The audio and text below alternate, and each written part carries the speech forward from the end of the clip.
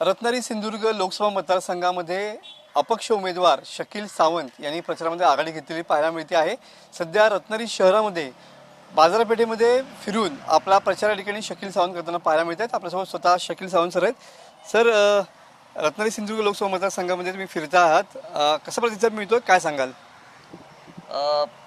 मी पुरा बाजार फिरलोय आतापर्यंत आणि लोकांचा पाठिंबा चांगला भेटतोय। लोक म्हणतात की बदलाव पाहिजे। यावेळी आम्ही बरेच खासदार बरेच पक्ष निवडून दिले, पण आजपर्यंत कोकणाला काही केलं नाही। कोकणाला एक कॉर्नर पीस करून ठेवलंय।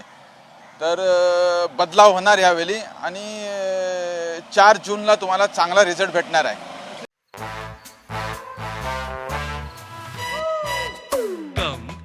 Come, my love, please don't say no, baby. Come, my love.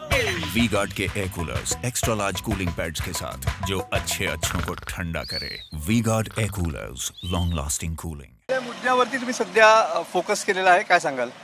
विकास, जसे रस्ते नाही आहेत, हॉस्पिटल्स नाही आहेत, विद्यापीठ नाही आहेत। आज एक मूल 12वी करतो, त्याच्यानंतर त्यांना चांगले कॉलेज नाही आहेत।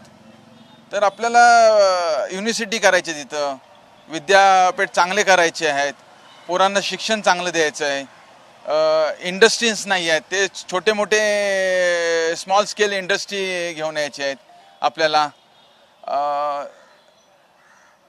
हॉस्पिटल्स, विकास हा मुद्दा प्राधान्य दिलेला आहे। सध्या रत्नागिरी सिंधुदुर्ग लोकसभा मतदारसंघामध्ये महायुतीचा पण उमेदवार या ठिकाणी ठरत नाहीये, याबद्दल काय सांगाल? काय राजकीय स्टेटमेंट असेल?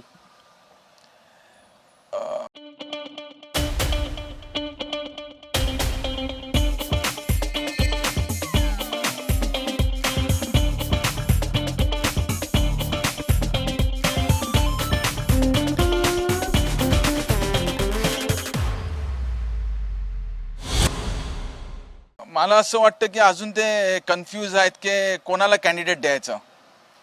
विनायक राऊत आहेत, शकील सावंत आहेत, त्यांच्या अगेन्स्टमध्ये कोणाला कॅन्डिडेट द्यायचं त्याच्यामध्ये ते अजूनपर्यंत कन्फ्यूज आहेत। तर आपण बघूया, आता 1-2 दिवसामध्ये फॉर्म भरायचं 12 तारखेला चालू होणार आहे आणि मी 12 तारखेला फॉर्म भरणार।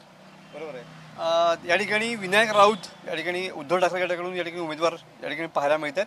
काय सांगाल एकंदरीत त्यांच्या पद्धतीने खळा बैठका या ठिकाणी सुरू आहेत, काय त्यांच्या संदर्भात काय?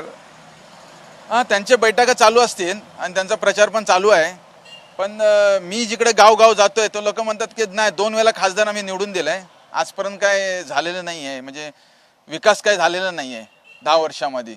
तर आता लोकांना बदलाव पाहिजे आणि बदलाव करणार, 4 जूनला तुम्हाला चांगला त्याचा रिझल्ट भेटणार आहे।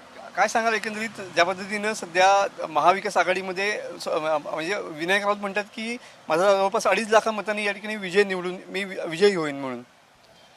मी एवढं बोलू शकतो विनायक राऊतला की 2.5 लाख मतांनी 2.5 लाख त्यांना मतं पडू द्या, एवढं सांगू शकतो मी त्यांना। 2.5 लाख मतं पडू द्या। नक्कीच। हा, काय नेमकं काय सांगाल, काय गणित असेल तुमचं या संदर्भामध्ये? माझं गणित तुम्हाला 4 जूनला समजेल। जो मी प्रचार करतोय डोर टू डोर, आणि लोकांचं जे बोलणं असं आहे की आम्हाला बदलाव पाहिजे आणि त्यांना काहीतरी नवीन चेहरा पाहिजे, तर ह्यावेळी नवीन चेहरा देणार। आणि मी तुमच्या चॅनलच्या माध्यमातून बोलतोय की ह्यावेळी तुम्ही बदलाव करा आणि पुढची 5 वर्ष मला द्या। जी 10 वर्ष तुम्ही दिले विनायक राऊतला, जे तुम्ही बघितलं की विकास झाला या नाही झाला। आज 14 वर्ष झाले मुंबई गोवा हायवे नाही होऊ शकत। आज सरकारी हॉस्पिटलची कंडिशन लय खराब आहे। तर तुम्ही मला 5 वर्ष द्या आणि 5 वर्षामध्ये तुम्ही बघा की मी कसा विकास करू शकतो। नक्कीच।